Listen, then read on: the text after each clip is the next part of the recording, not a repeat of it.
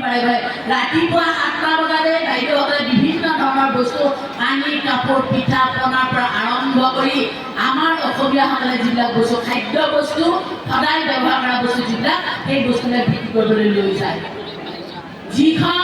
যিটো দলৰ নেতাই তেওঁলোকৰ ঘৈণীয়েকক তেওঁলোকৰ সন্তানক ভাৰতীয় কৰিব পৰা নাই, স্বদেশী কৰিব পৰা নাই, আৰু সেইজন অকল ব্যক্তিয়ে কিয় নক'ব আপোনালোকক এলেহুৱা কৰা বুলি কওঁ।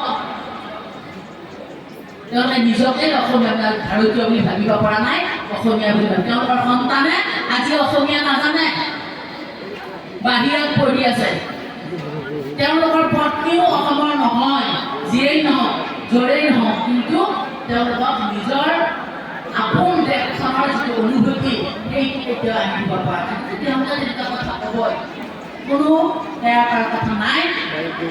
আমাৰ মুখ্যমন্ত্ৰী মহোদয় নৰেন্দ্ৰ মোদী ডাঙৰীয়াই যেনেধৰণে সেই আঁচনিৰ দ্বাৰা আজি মহিলাসকলক যুৱক আগুৱাই লৈ গৈছে, তাৰ সুবিধা ল'ব লাগে, দুপইচা উপাৰ্জন কৰিব লাগে, নিজেই চলক, দেশখনকো সহায় কৰক।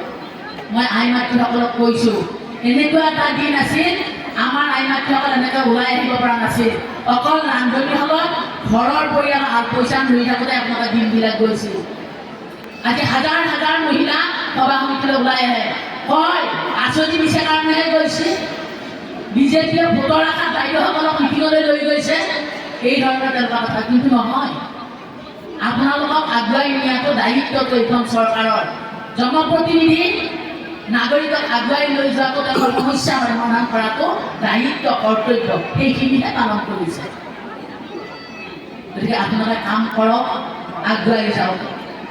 সেইদিন আছিল য'ত নেকি নিজৰ হাজবেণ্ডৰ ওচৰত, নিজৰ পতিৰ ওচৰত ক'ৰবালৈ গ'লে প্ৰত্যেক মুঠি মূৰত হাত পাতিব লাগে, মোক 10 টকা দিয়ক, মোক 50 টকা দিয়ক, মোক 100 টকা দিয়ক।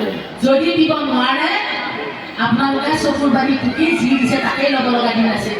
যদি বহুত আশাৰে আপুনি নগৰলৈ গৈছে, টাউনলৈ গৈছে, এখন গাড়ী যাওঁ, কিবা এটা ভালদৰে চাহ খাম, সেইখিনি হয়তো আশা পূৰণ নহয়, কিমানতে আপুনি সীমাবদ্ধ থাকি উভতি আহিব লগা হয়। কিন্তু আজি বিভিন্ন কামৰ জৰিয়তে দুপইচা উপাৰ্জন কৰি আপোনালোকে নিজেই চলাৰ লগতে আপোনাৰ সন্তানটো, আপোনাৰ পৰিয়ালক আপুনি সকাহ দিব পাৰিছে। গতিকে আজি সেই অৰুণোদয় যিকেইটা পইচা তাতো আমাৰ তাৎসিল্য, কিন্তু সেই সাধাৰণ দুখীয়া এগৰাকী মাতৃৰ, এগৰাকী নাৰীৰ এটা যদি টেবলেট কিনিব লগা হয়, তেতিয়াহ'লে কিমান অসুবিধাৰ সমস্যাৰ সৃষ্টি হয়, সেই বুজাজনেহে বুজি পাব। সেইখিনি কোটিপতি লাখপতিয়ে সেই কথা অনুভৱ কেতিয়াও নকৰে।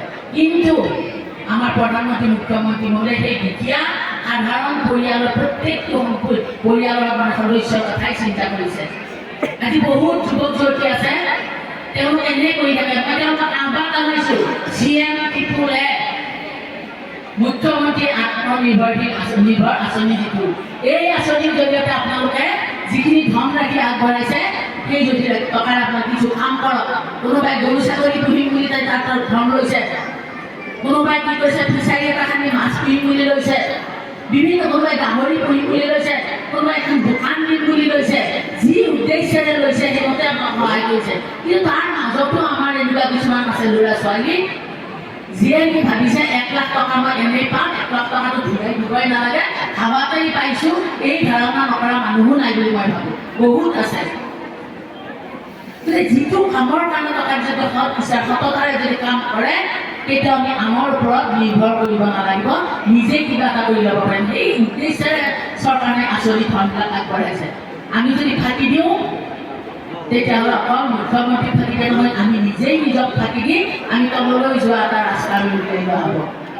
আপোনালোকৰ আটাইকে মই অনুৰোধ জনাইছোঁ, আহ্বান জনাইছোঁ, প্ৰত্যেকটো আঁচনি আপোনালোকৰ সৎ ব্যৱহাৰ কৰক। আমাৰ ইয়াত মহাত্মা গান্ধীয়ে কি কৰিছিল, খাদীৰ কথা কৈছিল।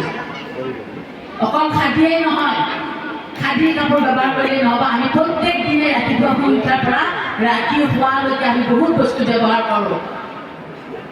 টুথপেষ্টটো আমি সাধাৰণতে কি কওঁ, দোকানলৈ গ'লে এনেকুৱা এটা আমাৰ কলগেটটোহে যেনিবা অকল দাঁত যাব এটা পেষ্ট, বেলেগ আৰু নহয়। টুথপেষ্ট বুলি কওঁতে যে সকলো বহু ধৰণৰ আছে, এই কথাটো বহুতে অনুভৱ নকৰোঁ। আমি দোকানলৈ গৈ কলগেটটো দিয়ক বুলি কওঁ। আচলতে কলগেটটো আমাৰ ভাৰতীয় উৎপাদিত সামগ্ৰী নহয়, এইটো বাহিৰৰ। আমি ঠাণ্ডা কোকোকলা খাওঁ, কোকোকলা ভাৰতীয় নহয় বাহিৰত, কিন্তু আজি এনেকুৱা সময় আহি পৰিছে ভাৰতে আজি